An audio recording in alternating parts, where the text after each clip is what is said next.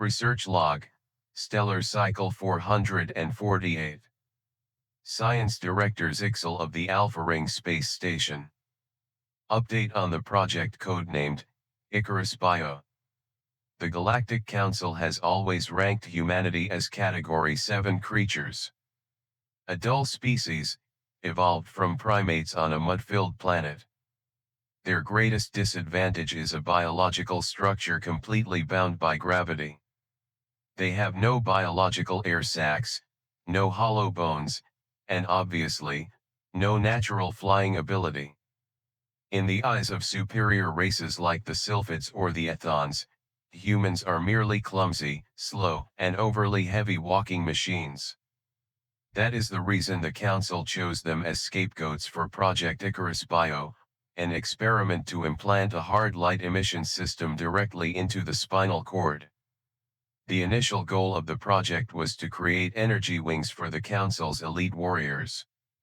However, the biggest barrier was neural overload.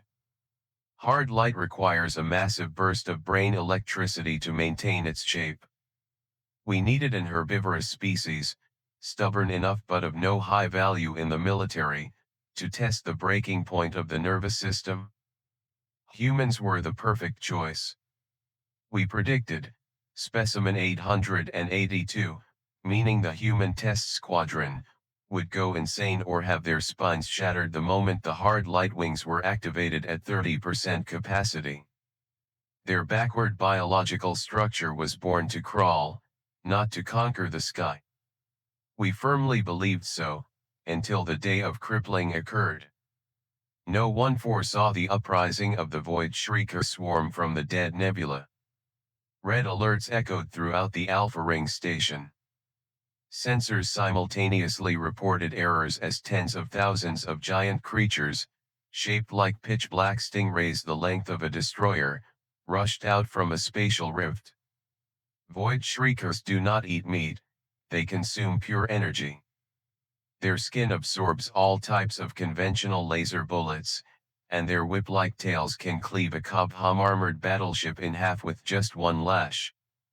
The scene outside the observation window was a silent hell. The Athon Guard, the pride of the galactic sky, angels with flawless biological wings, were sent out to intercept. But they were massacred. Their elegant aerial dances became useless against the fury and speed of the Void Shrieker swarm. In just 12 minutes, the Council's proudest line of defense crumbled. The Athon warriors fell like dry leaves in a storm. In the command center, I watched the radar screen displaying thousands of red dots rushing straight toward the ring station. The main energy shield was dropping below 15%.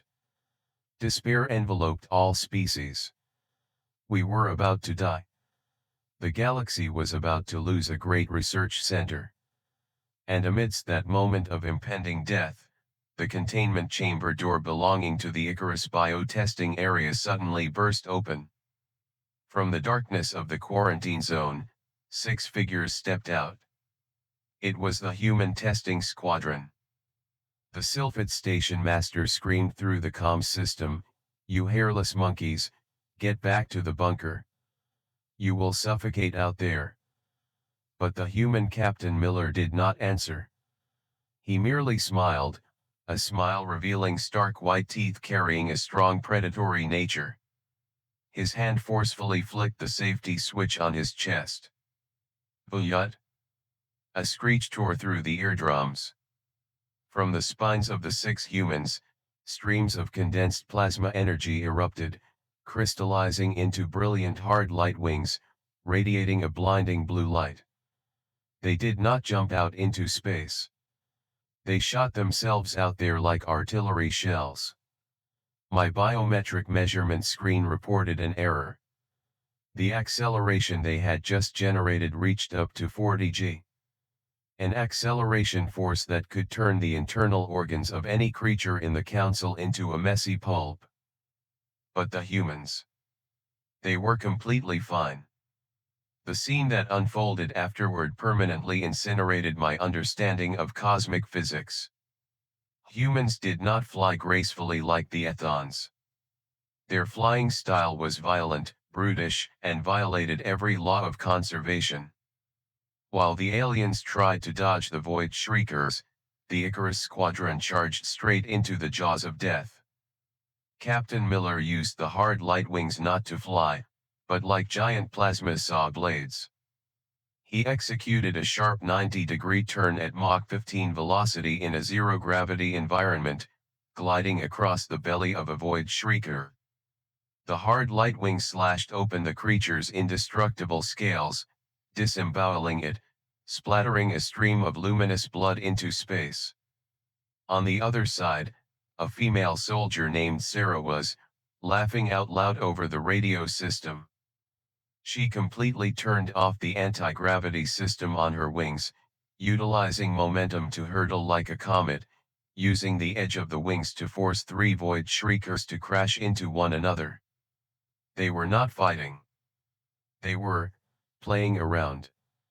While the entire ring station was holding their heads waiting to die, humanity treated the swarm of destructive cosmic monsters like plump pigeons in a hunting game.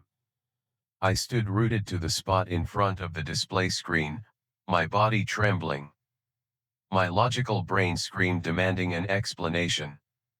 Why didn't their nervous systems burn to ashes? Why didn't their bones shatter under that massive G-force? I flipped open the human origin file again, skipping the council's summary, and read deeply into the meteorological data of the planet Earth. And then, the cruel truth hit me right in the face. Earth is not a low-level planet. It is a death world, a Category 9 death world. We made a disastrous mistake in thinking that because humans were bound to the ground, they were weak. We forgot that, to survive on a planet with brutal gravity, atmospheric pressure that crushes the chest, and extreme weather, the human skeleton had evolved to contain a dense concentration of calcium. Their muscle bundles are like ultra-durable carbon cables. More importantly, their brains. On Earth, to hunt prey that runs faster and flies higher, humanity had to develop a superior 3D spatial awareness system, combined with an abundant amount of adrenaline always ready to be pumped into the blood. When implanting the Icarus Bio wings, we did not grant them a miracle. We simply just unlocked them. Hard light freed humanity from the only barrier holding them back, gravity. When no longer held down by Earth's gravitational pull, the instinct of the apex predator was awakened. The ability to endure acceleration, reflex speed against air turbulence, and an insane thirst for speed. All turned humans from slow-walking creatures into perfect biological machines for space warfare. They are not winged herbivores. They are monsters locked at the bottom of a deep well, and Project Icarus just threw them a rope. In less than an hour, the sky around the Alpha Ring station was wiped clean. Tens of thousands of Void Shriekers, if not cut into pieces, had already frantically turned tail and fled back into the Void Rift. Successful defense of the space station. Casualties of the Icarus squadron, none. The airlock door opened. 6 humans stepped in. The hard light wings behind their backs were now smoking heavily, sizzling due to operating over 500% of the original design capacity. The entire command room was dead silent. The galaxy's most elite warriors looked at them as if looking at gods of destruction who had just manifested. I, Director Zixel, stepped forward, stammering speechless, preparing to kneel down in gratitude. But Captain Miller merely removed his helmet, slicked back his sweat-drenched hair, walked right past me, and headed straight to the chief engineer in charge of the Icarus equipment. He tapped on the light emitter on his back, smacking his lips in sheer disappointment. "Hey boss, this wing generator is a bit trash. Mach 15 speed is still too slow, I haven't even been able to unleash my full strength." Next time, can you guys mount 2 heavy plasma cannons on the edge of the wings? Dang now kung bei, mang them chut ta cho du chan. The Galactic Council once thought humanity was backward biological trash. Now, we have just handed the sky to the most insane beings in the universe.